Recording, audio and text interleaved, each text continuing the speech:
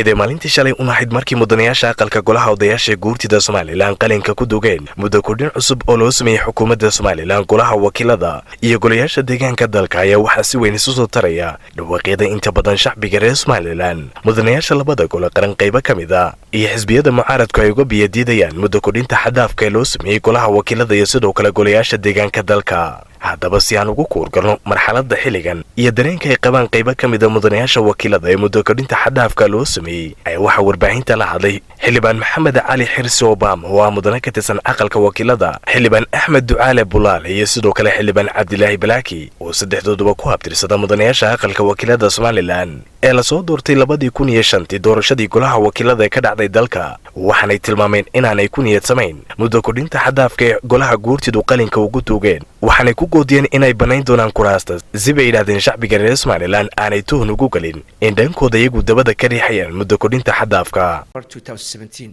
waxaan aad iyo aad ugu hambaleynayaa golaha guurtida go'aanka adag ay qaateen iyagoo eegay danaha qaranka iyagoo eegay danta guud ee qaranka iyo iyagoo eegay baahiyaha imika loo qabo in isbedel siyaasadeed qarankeena uu ka dhaco sida caadadu ahaan jirtay golaha guurtidu aanay 2 sano iyo sanad iyo bartoona aan gadhka u gelin laakiin wixii lagu heshiiyay iyo duruufaha yaal marka la eegay ay qaateen wax ku dhow wixii lagu heshiiyay aad iyo aad baan ugu hambaleynaynaa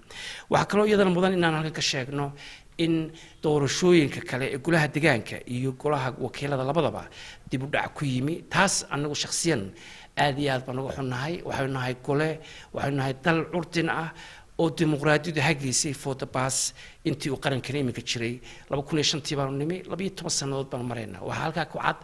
in ay dib u dhac ku yimi habkeenu dimuqraadiga ah inuu dib u dhac ku yimi habkii doorashooyinkeenu taasoo astaan xun inagu noqon doonto haday ictiraaf raadis noqoto iyo haday noqoto xiriirka weyn ee aan doonayno inaan kubcino oo aan dhisno ee international community kan bulshada caalamka inaga dhaxeeya taas setback bay ku keenaysaa baan qabnaa waxaan qabnaa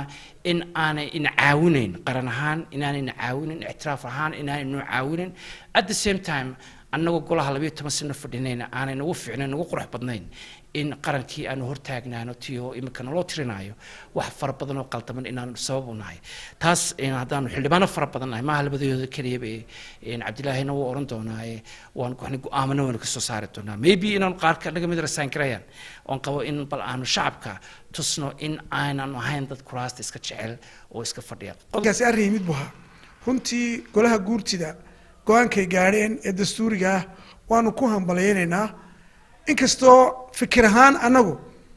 sida aanu qabno aanu ka xunahay in wixii lagu heshiiyay ay wax ka bedeleen oo ah in golaha golaha wakiilada kale ay wax ka bedel ku sameeyeen sidii lagu soo heshiiyay ka xildhibaan ahaan aniga iyo rag badan oo kale oo ay la midiina aanu hadda wadno oo aanu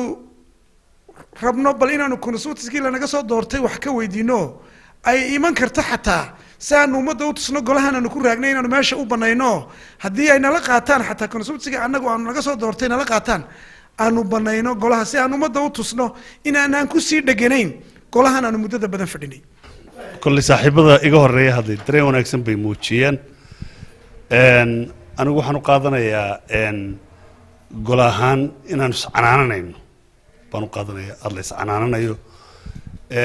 markaad canaananaysana haday tahay hawlahaaga sidaad u gudbinayso iyo haday tahay waajibaadka ku yaala iyo hadii ay tahay habdhaqanka siyaasiga ee lagu jiro iyo democracy-ga inaan golahan is canaananayno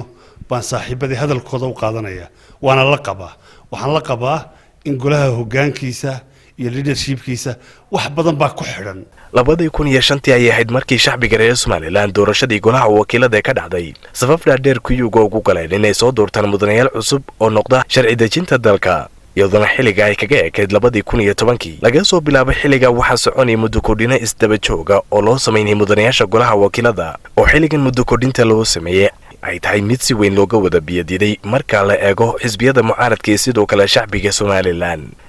waxaase isweydiin mudan sababaha kalifaynta badan in muddo kordhin loo sameeyo xukuumadda iyo golayaasha qaranka ee shacbigu soo doorteen mana cadda ilaa hadda ifafaalo hor loo muujin karaa in shacbiga reer Soomaaliland ay ka soo goday in muddo kordhin dambe ay arkaan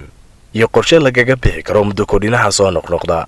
oo Faisal Maxamed Aadan Faisal FIFA TV-ga caalamiga Somali Cable magaalada Hargeysa.